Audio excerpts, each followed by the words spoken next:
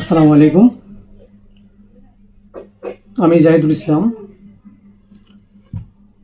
বর্তমান অবস্থা আমি ডিগ্রি কমপ্লিট করেছি 2017 সালে।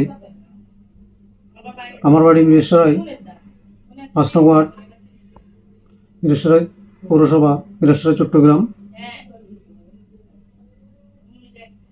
আমি বিগত জীবনে বিভিন্ন কোম্পানিতে চাকরি করেছি। অ্যাকাউন্টেন্ট হিসেবে কাজ করেছি এবং কম্পিউটার অপারেটর হিসেবে কাজ করেছি এবং বিভিন্ন সোশ্যাল মিডিয়ায় কাজ করেছি, ব্যবসা বাণিজ্য করেছি।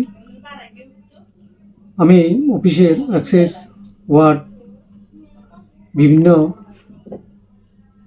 সোশ্যাল মিডিয়ায় দীর্ঘদিন ধরে কাজ করেছি এবং বর্তমানে ফ্রিল্যান্সার হিসাবে, ডিজিটাল মার্কেটিং হিসাবে কাজ করছি। সোশ্যাল মিডিয়ায় বিভিন্ন কন্টেন্ট, ব্যানার, বিজ্ঞাপন সব কিছু ইনশাল্লাহ বিগত জীবনে অনেক বছর ধরে কাজ করে আসছি। মাতৃকা হাসপাতালের কেন আমাকে আকর্ষণ করেছে? মাতৃকা হাসপাতালের আমার আকর্ষণের মূল কারণ হলো এর মানবিক কেন্দ্র, দৃষ্টিভঙ্গি, মা ও শিশুকেন্দ্রিক বিশেষায়িত সেবা ও একটি হাসপাতাল নয়, বরং এটি বিশ্বাসযোগ্য একটি প্রতিষ্ঠান।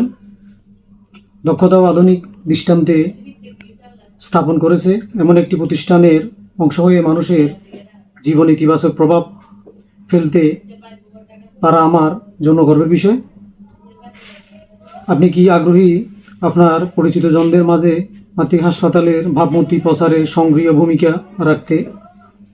জি, অবশ্যই আগ্রহী। মাতৃকা হাসপাতালের মানসম্মত সেবা ও মানব উদ্যোগে আমাকে অনুপ্রেরণা করে। আমি বিশ্বাস করি এই ইতিবাচক বার্তাগুলো আমার পরিচিত জনদের মাঝে ছড়িয়ে দেওয়ার গুরুত্বপূর্ণ। আপনার মার্কেটিং কৌশল নিয়ে কিছু কথা। সেবা হোক বিশ্বাসের নাম। মার্কেটিং কৌশলে আমি বিশ্বাস করি হৃদয় ছুঁয়ে যাওয়ার গল্পে সবচেয়ে শক্তিশালী মাধ্যম। তাই মাতৃকা হাসপাতালের সেবা, মানব দিক, রোগী সন্তুষ্টি এবং বাস্তব অভিজ্ঞতা তুলে ধরে আমি মানুষের আস্থা অর্জনের কাজ করি। প্রচারণা নয়, সম্পর্ক গড়াই আমার কৌশল। আমি এখানে সংক্ষিপ্ত আকারে যে 2-3টা প্রশ্ন আপনারা দিয়েছেন ওগুলার উত্তর করেছি এবং আমার পরিচিতি এবং বিগত জীবনে আমি যে ডিজিটাল মার্কেটার হিসেবে কাজ করেছি তার একটু সংক্ষিপ্ত কথা উল্লেখ করেছি। ডেভেলপমেন্ট অফিসার হিসেবে যেখানে কাজগুলো করব ইনশাল্লাহ সফলতার সাথে এখানে কাজগুলো আমি আমার যে হাসপাতাল এবং সোশ্যাল মিডিয়াতে বিভিন্ন মাধ্যমে যে প্রচার প্রসার, কীভাবে একজন রোগীকে বা পেশেন্টকে আকৃষ্ট করবে ওই ভাবমূর্তি নিয়ে কাজ করতে হবে। সোশ্যাল মিডিয়ার বিভিন্ন পোস্ট যাতে ক্লায়েন্টকে আকৃষ্ট করে ওই ধরনের কাজগুলো পরিচালনা করতে হবে এবং হাসপাতালের নিয়মকানুন অনুযায়ী চলতে হবে। ইনশাল্লাহ আমি সফলতার সাথে কাজগুলো সম্পন্ন করতে পারবো। আপনাদের